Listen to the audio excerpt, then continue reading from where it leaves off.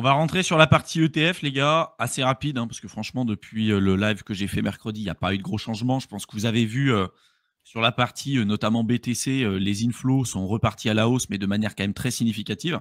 Il y a eu des moments où on était presque au milliard d'entrées et de rentrées nettes directement sur les ETF. Là, par exemple, le 22 avril, 900, presque 937, 917, etc. Il y a quand même des grosses rentrées d'argent avec la majorité qui provient principalement de chez BlackRock. Là, par exemple, le 28 avril, alors on a eu des sorties sur d'autres endroits comme ARK, Bitwise, Fidelity, mais presque 1 milliard d'entrées sur la journée, le 28 avril, chez BlackRock. C'est le deuxième meilleur jour qu'on a eu depuis la création de l'ETF chez BTC, chez eux. C'est quand même énorme, hein. Là, on a des vraies rentrées d'argent.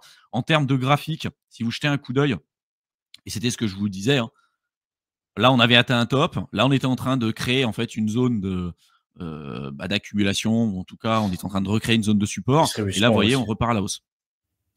Ouais. Donc, on va voir Ouais. un petit peu comment ça va se dérouler, mais évidemment que ça a eu un impact important sur le cours du BTC, hein. Bah, surtout, moi, ça me fait, encore une fois, on revient sur ceux qui disent, regardez, les whales, ils sont en train de vendre, c'est fini, on part en bear market. 2 mois après, au final, les whales, ils sont en train d'accumuler comme jamais, quoi. Il y a TK aussi qui a partagé des graphiques, j'ai vu passer sur Twitter, mais même toute l'analyse on-chain, tu vas sur CryptoQuant, même le retail, hein, il y a eu une période de distribution assez importante. Et si tu regardes, il me semble que je l'avais partagé sur mon live dimanche dernier, il y a eu une grosse distribution en novembre, en fait, du retail vers les whales. Donc là, Ouais. tous ceux qui ont vendu du retail, c'est pour ça qu'on a pété les 100K, parce que les whales achetaient à tour de bras. Donc en fait, il y a eu une distribution des bagues. Tous les retails se sont dit, putain, c'est bon, je vends. Les whales, ils ont fait pour moi, donnez-moi vos bitcoins. Et là, du coup, il y a tout ce qui est retail. Donc les investisseurs particuliers ont beaucoup moins de bitcoins. Et pour le coup, c'est vrai qu'il y a eu une période de distribution et de vente de la part des institutionnels, aussi un peu du retail sur depuis mi-janvier par là. Mais là, pour le coup, on est reparti sur une période d'accumulation. Un tout petit peu le retail, tu vois, ça commence à repartir un petit peu l'intérêt, les achats, mais surtout les whales, en fait, où là, ce qui reprend vraiment la danse, c'est les achats des institutionnels et des gros portefeuilles, des whales, où là, il y a de nouveau un très fort regain d'intérêt pour Bitcoin. Donc en fait, là, on peut plus dire que c'est les whales prévoient le bear market, ils sont en train de vendre pendant que le retail accumule. Là, principalement aujourd'hui, au moment où on fait la vidéo, ceux qui achètent, c'est des whales et des gros porteurs. Ouais. Et un petit peu du retail aussi, donc il y a quand même des achats importants sur Bitcoin, mais encore une fois, principalement l'info, c'est sur les gros porteurs, Instit et Wales qui achètent en ce moment, quoi. Et après, ce truc de dire que les whales accumulent, en fait, ça fait des mois qu'elles le font, hein. C'est-à-dire que quand on parle de baleines, c'est pas que les instits, d'accord. On peut avoir des investisseurs, comme par exemple celui là qui s'est fait hacker, qui avait 3500 BTC, etc. Ça fait partie des baleines. C'est sans doute pas un, un gestionnaire de portefeuille, etc. C'est sans doute peut-être un particulier. Alors certes, un particulier qui a de l'argent, mais des particuliers. Et enfin, qu'il n'y en a plus maintenant, du coup, malheureusement pour lui. Et il y a 300 millions en moins. Ouais. Putain, c'est terrible, hein. Quand ça arrive, ça, c'est vraiment terrible. Bon, mais ce que je veux dire par là, c'est que ça faisait des mois et on vous le présentait. Je vous présentais des analyses on-chain et tout. Sur l'accompagnement aussi, on suit ça depuis maintenant un certain temps. Je vous montrais très bien que quand les mecs disaient c'est la fin, c'est la fin, c'est la fin, tu voyais qu'en fait, pendant un certain temps, il y avait les retails qui vendaient à perte en dessous de leur coût d'acquisition et que les baleines achetaient. Et que après, évidemment, il y a eu des prises de profit qui ont été faites de la part des instituts, de la part de certains portefeuilles. Mais pendant plusieurs semaines, plusieurs mois, tu avais des gros portefeuilles qui achetaient, tu avais de moins en moins de Bitcoin et d'Ether sur les plateformes d'échange centralisées. On est presque sur un all-time low, hein, sur les plus grosses cryptos, hein. C'est quand même un truc de fou. C'est-à-dire que quand les mecs ils te disent on est en bear, quand on est en bear, les gens veulent cash out, d'accord. Les gens ils veulent récupérer du pognon. En tout cas, quand on prévoit une grosse baisse, et on a des inflows super importants sur la partie exchange, parce que les gens ils déposent leur crypto pour vendre. Là, c'est l'inverse, d'accord. On voit depuis des mois que c'est l'inverse, c'est-à-dire que les gens achètent et ils retirent des plateformes d'échange. Donc c'est là, c'est pas du tout le cadre d'un bear market, etc. Tous les scénarios restent évidemment sur la table, mais de moins en moins, et ça reste toujours le scénario qu'on privilégie, de moins en moins le scénario de bear market aujourd'hui reste d'actualité, d'accord. Ça, c'est des trucs qu'on voit depuis longtemps parce qu'en fait, sur la partie BTC, on en parlera un peu tout à l'heure sur la partie analyse technique, mais il y a des certains niveaux de confirmation technique pour nous dire, OK, là, ce scénario-là, il est plus probable, celui-ci, il l'est un peu moins. Mais il y a quand même un retard. C'est-à-dire que tous les indicateurs que vous pouvez regarder pour ceux qui font du full analyse technique, ils vont regarder le MACD, ils vont regarder le RSI, ils vont regarder les moyennes mobiles, ils vont regarder plein de trucs. En fait, tous ces indicateurs ont du retard. Le seul indicateur qui n'a pas de retard, ça va être le prix par rapport à ce que vous voyez. Mais tout le reste, c'est du retard. Quand vous voyez des confirmations type Golden Cross, tout un tas de trucs, en fait, vous vous rendez compte que le prix a très largement augmenté par rapport au début, justement pour déclencher tout ça. Donc, en général, quand vous attendez ces confirmations, vous dites, ah bah oui, là, c'est le moment d'acheter, sauf qu'en fait, le truc, il a déjà pris 50, 60, 100%, peu importe. Puis des fois, sur les alts, c'est encore pire. Alors que si vous analysez et que vous complétez ça avec du fondamental, avec de l'analyse on-chain et tout, vous pouvez voir à l'instant T, en fait, ce qui se passe. Les balais n'ont pas d'intérêt à faire en sorte d'acheter quand c'est en train de pumper. Ils vont acheter quand tout le monde va vous dire que c'est pourri, c'est pas intéressant, quand on va vous faire croire qu'il y a la récession, quand on va vous faire croire toutes ces choses-là. Et quand ça repart, quand ils ont bien mis leur bague, là, vous allez voir. Vous allez de nouveau avoir des bonnes nouvelles. Vous allez de nouveau entendre, ah bah regardez, cette boîte-là, elle a mis du Bitcoin en réserve stratégique. Ah bah regardez, ce projet-là, il a fait tel partenariat, il a fait tel truc. Et on est reparti pour un tour. On va être reparti. Et puis tous ceux qui vont dire, ah mais non, mais là, cette fois-ci, la thèse, elle a changé, ça va être différent parce que regarde, il y a eu tel truc, telle mise à jour, tel machin. Et c'est les derniers qui vont se retrouver de nouveau avec la patate chaude à la fin du cycle. Vous verrez, c'est toujours pareil. Et puis aussi une petite thèse aussi de la maison. Là, c'est ce que je vous propose moi personnellement. Mais vous allez me dire ce que vous en pensez. Mais pour le coup, on l'a évoqué et on a vu qu'il y a des balances sur les exchanges de plus en plus basses parce qu'en fait les gens et ça c'est pas forcément, et je pense que c'est une trend qui va continuer parce que au moins jusqu'à la fin du cycle, parce qu'on a vu que le retail a de moins en moins de Bitcoin, ça part dans les mains des institutionnels. Et bien évidemment, les institutionnels, ils laissent pas déjà, ils achètent pas comme nous, virement SEPA, puis acheter au market spot sur Binance avec un petit ordre limite à la limite si on veut un peu de fioriture. Mais dans tous les cas, ils achètent en grosse quantité. Ça peut être en OTC et ils ont bien compris qu'on laisse pas les bitcoins chez un partenaire, donc ils passent par très certainement des outils de custodie institutionnelle. Hein. C'est même peut-être pas eux qui gèrent le portefeuille, sinon qu'ils vont aller voir des sociétés qui le gèrent avec voilà des choses même au-delà du multisig hein, pour le côté sécurité. Et mais pour le coup, il y a des assurances. Voilà, vous inquiétez pas que ils sont blindés niveau sécurité.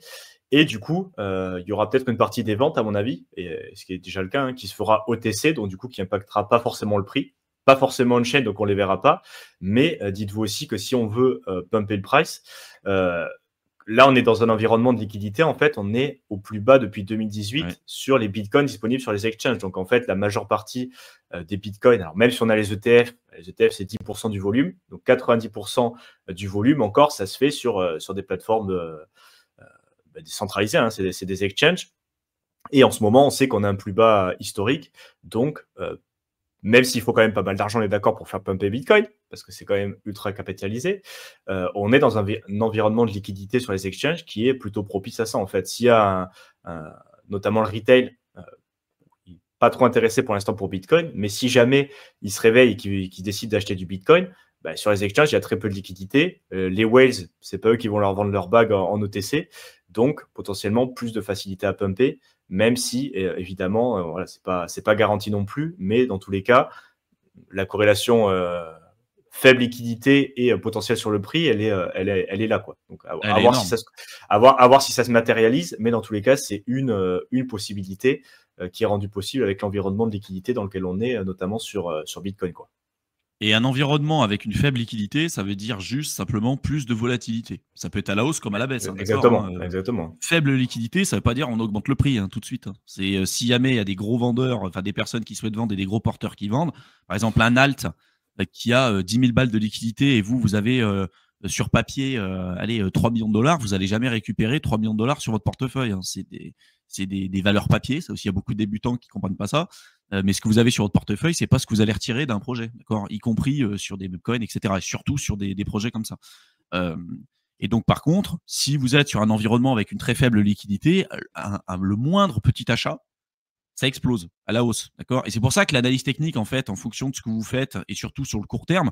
Alors sur le Bitcoin, on peut comprendre sur des gros projets, Bitcoin, Ether, je peux comprendre. Sur des projets, je vois des fois des mecs sur YouTube qui font de l'analyse technique sur l'heure, sur des projets avec 20 000 balles de liquidité, sur des projets qui sont lancés il y a 3 heures. Mais je dis, mec, mais t'es un pinouf. T'es juste un pinouf, en fait. Tu peux faire ton Ishimoku, tu peux faire ce que tu veux. Je veux dire, t'as une baleine demain qui achète rien que pour 100 000 balles de ton projet, ton truc, il fait un x100, en fait. Donc, ton analyse technique, elle te dira jamais rien. Et en plus, ça veut rien dire. T'as pas d'historique, t'as rien du tout. Donc, vraiment, méfiez-vous par rapport à ça.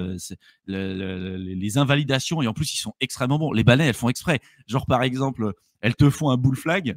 Les mecs, ils disent c'est bon, le pattern, bull flag, ça va repéter à la hausse. Tu vois que dès que tu arrives à la fin, la baleine, elle est là, elle te dit je vends. Tout le monde était longue, lui vend.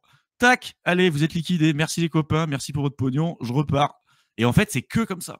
C'est que comme ça. Dans un environnement avec une très faible liquidité, dites-vous, faible liquidité, énormément de liquidité, et c'est valable à la hausse comme à la baisse. Et là, on est dans un environnement comme ça, et c'est pour ça que je vous dis que tout peut changer très rapidement. C'est pas dit que ce sera immédiat, c'est pas dit que ça arrivera tout de suite. Il peut se passer plein de choses, d'accord? Et on n'est pas encore sorti de la forêt pour autant, mais méfiez-vous. Voilà. Méfiez-vous parce que ceux qui se disent, et ça on le voit à chaque cycle, qui se disent c'est sûr que ça va jamais remonter, je vends en espérant de racheter plus bas ou n'importe quoi, le jour où ça se retourne, le jour où le sentiment de marché shift, en un claquement de doigts, vous allez voir. Hein. Le FOMO, c'est tac. Aussi vite que la peur est arrivée, aussi vite elle va disparaître et aussi vite le FOMO va reprendre. En crypto, il n'y a pas d'entre-deux, quoi. C'est soit enfin quoi que si, il y a un peu de l'entre-deux où on se fait chier, il se passe rien. Et sinon, c'est vraiment en mode ça explose à la hausse ou ça explose à la baisse. Voilà, c'est soit la dépression, soit l'euphorie. Mais c'est très rarement en fait entre les deux parce que quand il se passe rien, en fait très souvent c'est que la plupart se sont fait rincer aussi. Hein. C'est surtout ça. Donc concernant la partie Ether, donc sur les ETF, on va passer assez vite aussi dessus. On voit que c'est quand même beaucoup plus ténu. Hein. C'est ce que je disais mercredi. En fait, sur Bitcoin, il y a un regain d'intérêt, etc. Sur l'Ether, un petit peu aussi, mais les volumes ont rien à voir. D'accord ? On est toujours en positif. On voit que ça réaugmente un petit peu. Si je zoome un peu, on voit que là, ça réaugmente un peu. Mais globalement, voilà, ça n'a rien à voir pour l'instant avec ce qu'on observe sur BTC. Au niveau du staking sur Ether, d'un point de vue institutionnel, pas prévu pour tout de suite. Moi, les dernières news que j'avais vues, c'est que ça avait été décalé de la part de la SEC et que normalement, ça devait être prévu plutôt vers la fin de l'année, quoi, vers septembre-octobre.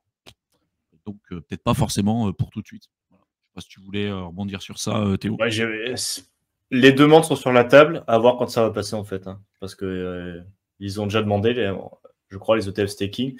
Donc, à voir si c'est validé. À suivre. Il y avait quelques news qu'on voulait vous présenter pour aller un petit peu plus loin sur la partie ETF avant de prendre quelques questions. Là, donc il y a une news qui est tombée donc, en disant que BlackRock avait franchi le nouveau cap historique, presque le milliard. C'est ce que je vous ai présenté juste ici. Voilà, presque le milliard d'entrées le 28 avril. Et c'est le deuxième plus gros jour depuis le lancement de l'ETF. On est capable de voir sur Dune la répartition en fait des... Qu'est-ce que j'ai fait ? J'ai cliqué sur une connerie. La répartition des market shares, donc des différents fournisseurs d'ETF. BlackRock, c'était monté à 51% à un moment donné, là c'est redescendu un petit peu, mais presque 50, un peu plus de 50% quand même des market shares, donc des parts de marché sur les ETF spot Bitcoin. Quoi. C'est quand même assez fou. Aujourd'hui, ils ont presque 600 000 BTC. En dessous, on a Fidelity avec presque 200 000. Grayscale, qui détient toujours une bonne partie de BTC. Les GBTC, je vous rappelle, les GBTC, ils ont pour objectif de les sortir. 1,50% de frais, ils veulent les sortir. Donc, ils ont encore 180 000 BTC, 190 000 BTC, 21 shares, etc. Après, le reste, ça représente vraiment pas grand-chose par rapport au reste. Mais voilà, BlackRock, c'est quand même un mastodonte aujourd'hui dans la crypto, au même titre que MicroStrategy aujourd'hui. Et donc, dites-vous pas qu'aujourd'hui, parce qu'ils sont net acheteurs, ça sera toujours le cas. Je l'ai redit aussi pour MicroStrategy. C'est en tendance. Voilà, il y a un moment donné, ils vont décider de vraiment prendre des profits et pas forcément que comme ça, quoi. D'accord, hein. Là, ils ont pris, évidemment, il y a eu quelques profits qui ont été pris. Moi, je reste convaincu qu'on va encore augmenter, qu'on va aller beaucoup plus haut, mais quand il y aura des prises de profits qui seront prises et qu'on ira en bear market, on ne sera pas sur ces niveaux-là. Hein. D'accord, ça va aller bien plus bas. Aujourd'hui, ils sont net acheteurs. Demain, sans doute qu'ils le seront beaucoup moins. Donc, assure. Je sais pas si tu voulais rebondir sur autre chose avant qu'on Non, reprenne à quelques voir. questions. Ok. Co-question. On va prendre quelques questions. Je t'envoie quelques-unes d'intéressants, n'hésite pas. J'aime les mêmes, je hold, c'est très douloureux. Ouais, c'est le prix à payer. C'est le prix à payer. La performance, votre prix à payer pour avoir de la perf, c'est la volatilité. Et beaucoup ne sont pas capables de le faire.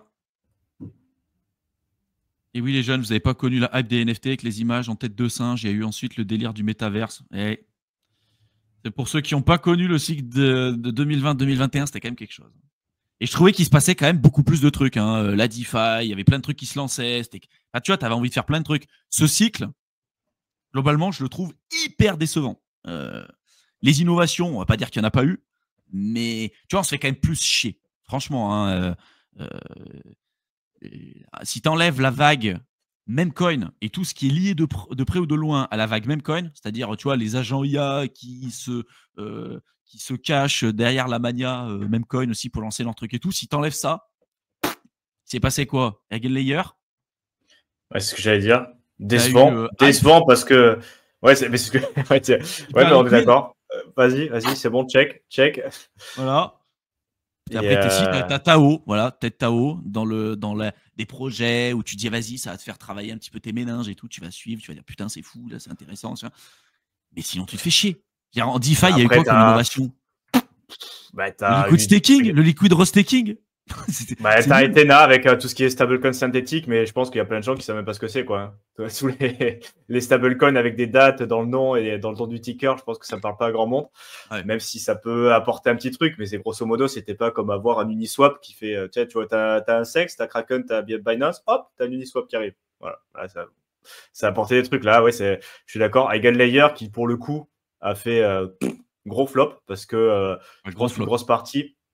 En fait, tu as deux comparaisons. Tu as Hype qui a fait les choses bien, donc qui a incité les gens non, à farmer, et pour le coup, qui a fait un des meilleurs airdrops de l'histoire, non donc hyper communautaire, grosse distri, et du coup, beaucoup d'adoption.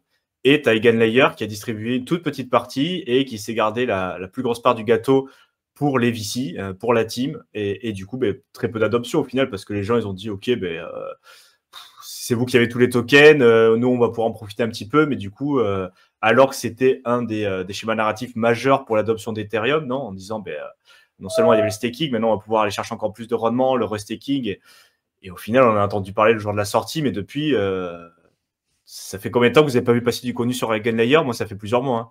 Ah ouais, mais à l'époque, la hype, c'était pourquoi? Parce qu'il y avait le farming de points et qu'ils n'avaient pas encore fait leur airdrop. C'était juste pour ça. Oui, et quand ils ont fait leur airdrop, un airdrop, voilà. Oh, c'est bizarre. Et à l'inverse, on a vu Hype qui a fait les choses bien pour le coup au niveau airdrop. Et d'ailleurs, il y a du contenu. Bon, là, en ce moment, il y a peut-être un second airdrop qui se profile potentiellement. Donc là, en ce moment, je pense que le meilleur airdrop à farmer, c'est potentiellement le second de Hype.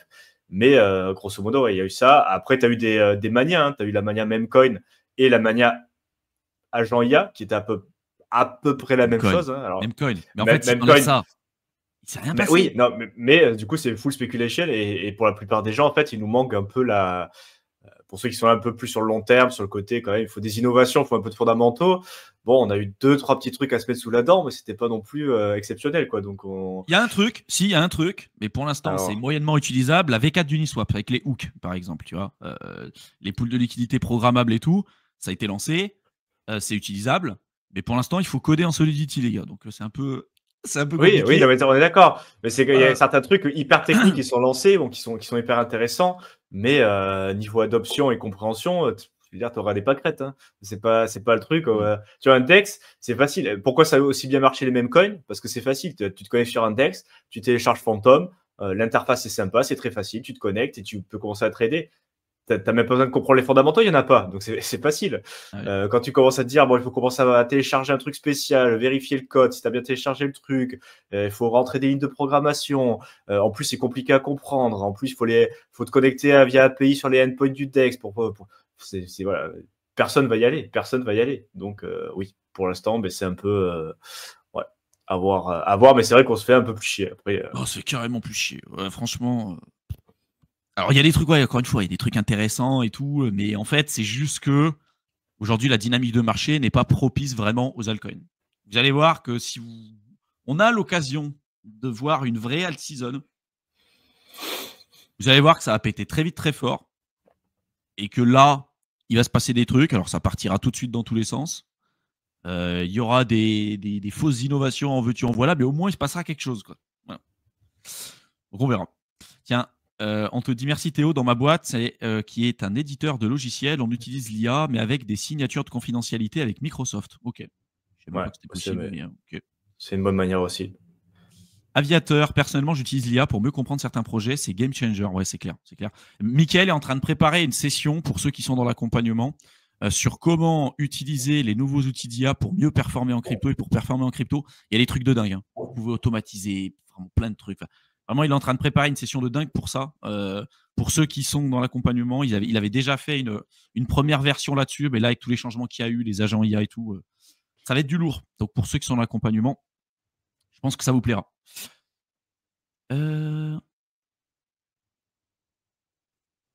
Étonnant de ne pas étonnant ou pas de voir autant d'intérêt avec une telle macro déjà officiellement fait la moitié du chemin pour une jolie récession US avec un Buffett qu'il avait anticipé par exemple. Ouais, Buffett, ça c'était marrant. J'ai vu des charts de Buffett. Genre, tu vois tous les milliardaires les plus gros qui ont pris une déculottée de l'extrême, genre avec Elon Musk qui a sur sa net worth, hein, qui pareil, c'est du papier, hein, d'accord.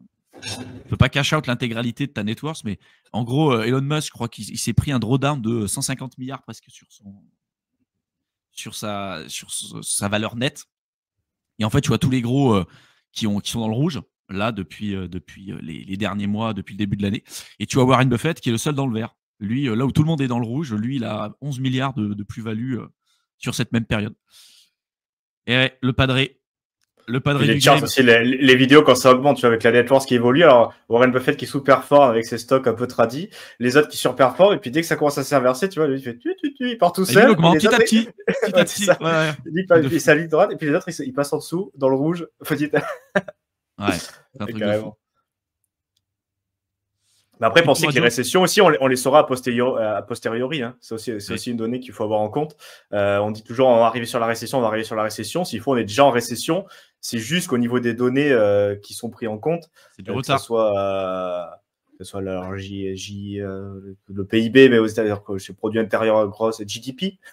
Au niveau du produit, ça y a des données qui regardent pour la récession. En fait, c'est toujours a posteriori. Donc, s'il faut, on aura les données 2 ou 3 mois après. On se dira, ben ouais, effectivement, en avril-mai, on était en récession, mais c'est très rarement où on anticipe, on se dit, mais là, maintenant, on est en récession. Souvent, c'est a posteriori. Hein, et quand tu t'en rends compte, des fois, la récession elle est déjà passée. Même si ça peut durer, mais il y a aussi ces données-là, quoi. C'est déjà pricé. Ouais, comme une bonne nouvelle, très souvent, quand tu l'as, elle est déjà pricée. Et à l'inverse, quand tu as des mauvaises nouvelles, elles sont déjà pricées. Ou alors, tu es déjà en train d'anticiper ce qui pourrait arriver de pire. Là, par exemple, c'est pas dit que si demain on dit on est officiellement en récession, qu'il n'y ait pas une baisse, qu'il n'y ait pas un truc, mais je suis pas persuadé qu'on va perdre 80% de valorisation sur le marché parce qu'il y a déjà eu quand même un sacré bain de sang, quoi. Et à l'inverse, quand on va vous dire que la récession est terminée, exactement comme a dit Théo, bah en fait, en général, le prix il est bien plus haut. C'est pour ça que les news, faut se méfier. Crypto Radio qui disait, t'as raison Thibaut, c'est à se demander comment interpréter ces patterns là quand je disais les environnements à faible volatilité, mais tu peux pas les interpréter. Tu peux pas. C'est. Tu veux, parce que c'est juste un pélo solo, un mec, et des fois on dit c'est une grosse whale, c'est un mec qui a des infos. Il y a des mecs qui ont vraiment beaucoup d'argent, et on l'a vu sur. Même voilà, pour ceux qui sont un peu sur les sommets de Bit&Sword, il y en a qui disent ah, putain, c'est un fondateur de projet, il a beaucoup de trucs, ou même sur les mecs qui ont essayé de gambling sur Hype avec les longs, les trucs comme ça.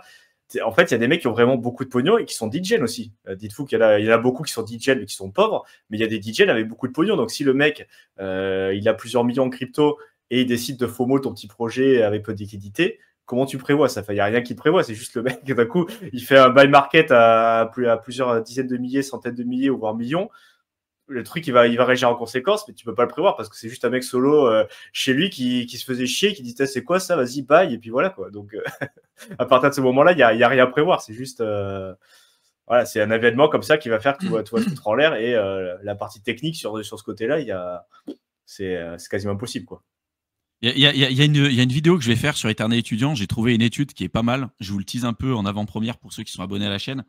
Euh, Ils ont pris un singe, d'accord, ils ont comparé les performances d'un singe sur les marchés financiers, et vraiment un singe, hein, d'accord, hein, et un chimpanzé, et à chaque fois qu'il appuyait sur un bouton, ça voulait dire buy, et l'autre, ça voulait dire sell, d'accord. Donc le singe, il fait des trucs. Et de l'autre côté, ils ont comparé les performances de ce singe par rapport à des gestionnaires de fonds et par rapport à des traders.